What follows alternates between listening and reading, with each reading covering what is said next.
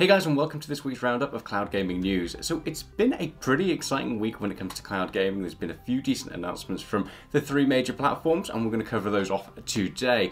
Starting with things like Google Stadia is finally available on Android TV and Google TV. You can just download that, which is absolutely awesome. New cross-play opportunities coming across for Google Stadia. GeForce now getting a brand new game as well, which is pretty exciting. And of course, as always, Microsoft are making some big waves when it comes to their xCloud platform, upgrading the service. We're seeing new upgraded graphics and load times, and we're going to get those covered off as well. So let's get cracking with this week's news, and let's cover off some of the really exciting things that come into cloud gaming in the very near future. So let's cover off Google Stadia first. That's one of our new favourite cloud gaming platforms, and we've had an absolute blast with that as of recent months. Now, one of the big things that has finally launched is the ability to just be able to play this on your Android TV devices or your Google TV devices. Now, there are some devices that are officially supported by Google, which are all announced, and we will have those up on the screen for you. But don't worry, if you have one of those devices that isn't officially supported by Google, one of the great things is you can turn on the experimental mode and download this. So when you go to download Google Stadia from the Play Store, it'll prompt you basically warning you, hey, your device isn't supported. However, you can download it in an experimental feature, which will basically give you the full functionality that you get on one of the supported devices. Now, obviously, your performance may vary, but from reports so far, pretty much everybody who has installed this has reported it's been running very smoothly and working fantastically. So give it a go, see how it works for you, but it is big news for Google Stadia. One of the things that's been holding this platform back, at least in our opinion, is the fact you've been able to play it on so many mobile devices, laptops and stuff like that, but when it comes to getting it onto the big screen TV, there just hasn't really been any just easy to get hold of support or devices, whereas now Google have pretty much fully rolled this out, which makes it much more consumer friendly. So fingers crossed, in the very near future, we might start to see some Google Stadia uptake and maybe even some advertising from them.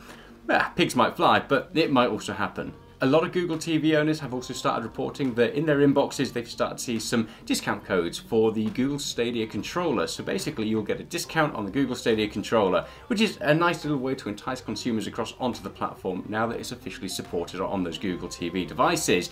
There seems to be a lot of murmurings that there might be a bundle coming in future to replace the old Chromecast, which makes a lot of sense since that's a much older device now. So hopefully we'll see a new bundle coming forward. However, if you are looking to get your hands on one of the Google Stadia controllers, just keep an eye on your inbox if you have one of the Google TVs, because hopefully you'll see a discount code in there at some point in the very near future. And the final bit of news for Google Stadia is that Borderlands 3 now fully supports cross-play opportunities. So Borderlands 3 is seeing some new content land, there's some new events kicking off, and there's just a lot going on for the game at the moment. But one of the big wins for Google Stadia players is cross-play is now fully enabled, so you'll be able to play with PC friends and your Xbox friends as well, so there's no going to be kind of missing out on that opportunity to play with the people you want to play with.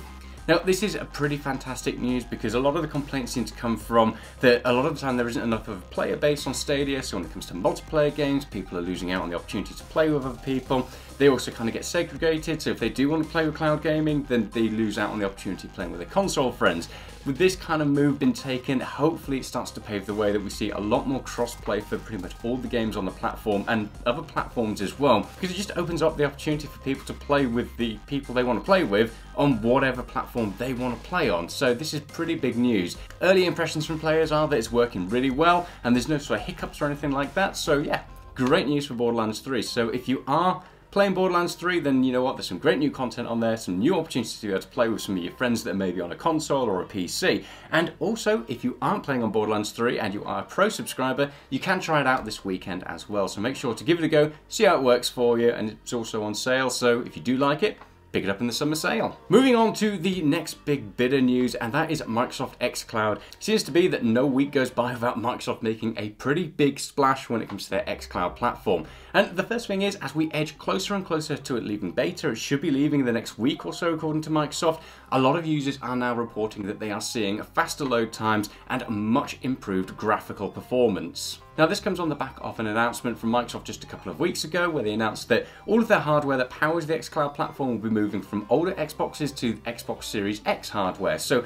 that will be really interesting to see how that performs. So on the back of that announcement, a number of players have started to see much faster load times, much improved graphical performance on games that had latency issues previously. They're now not seeing those. From what we can tell, it doesn't seem to be on every single game. It just seems to be on a select few of them. So again, your mileage may vary and it just seems to be a bit hit and miss and intermittent as to whether or not you'll see these improvements. However, it is something that is coming in the very near future. Microsoft did confirm that. However, they're not making any confirmations as to whether or not the reason players are seeing the improved load times and graphical performance is because of that upgraded hardware. What they did say though is that they'll have more to announce about upgrades to the streaming platform in the very near future. The next bit of massive news for xCloud is that Kim Swift has joined the xCloud and Xbox Games platform, which is absolutely huge news. Now, the reason why this is such big news is Kim Swift is very much known for her involvement with Portal and bringing that to life, but also for her involvement with Stadia. Now, Stadia were planning on bringing official games that were going to be exclusive to Google Stadia and only able to operate in the cloud,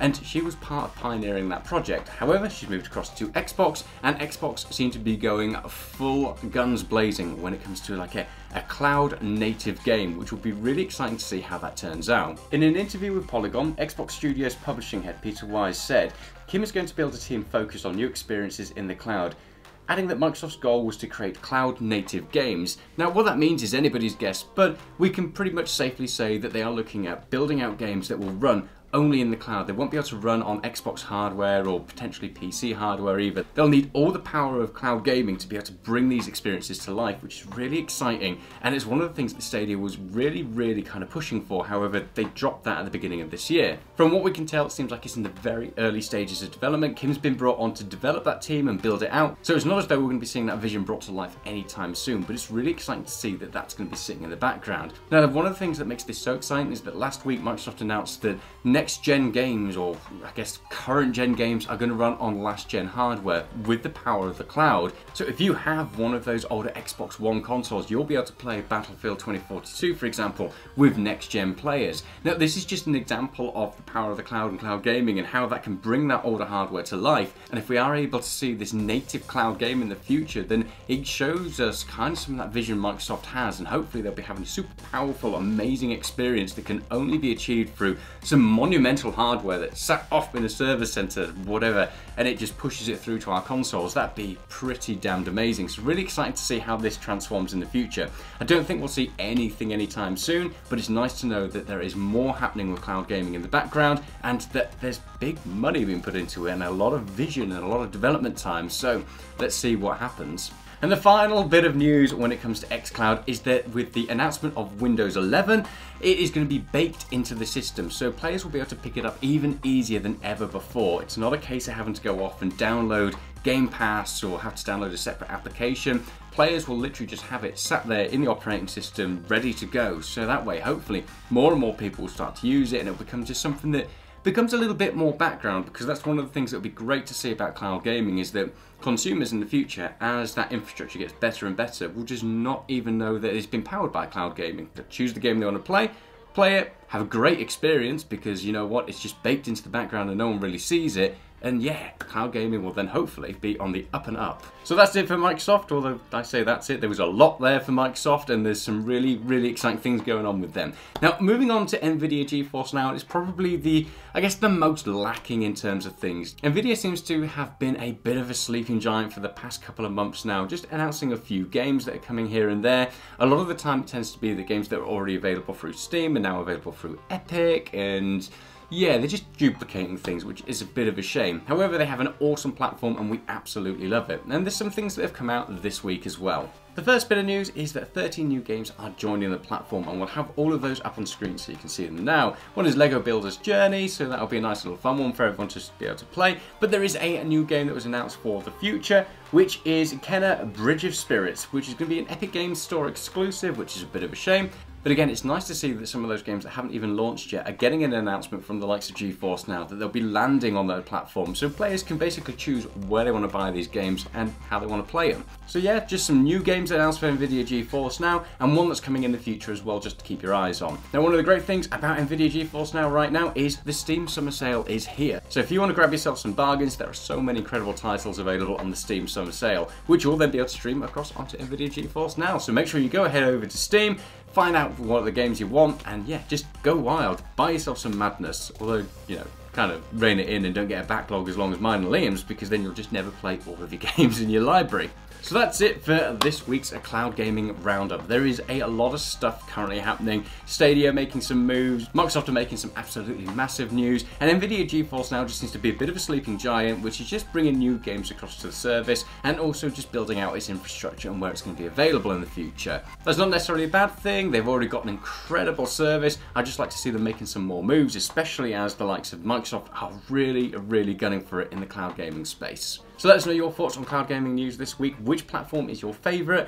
Are you using a mixture of all of them? Because they all just complement each other really nicely depending on how you want to play your games. And in the meantime, stay safe, hit that like and subscribe button, and we'll be back in the future with some more awesome content. Bye!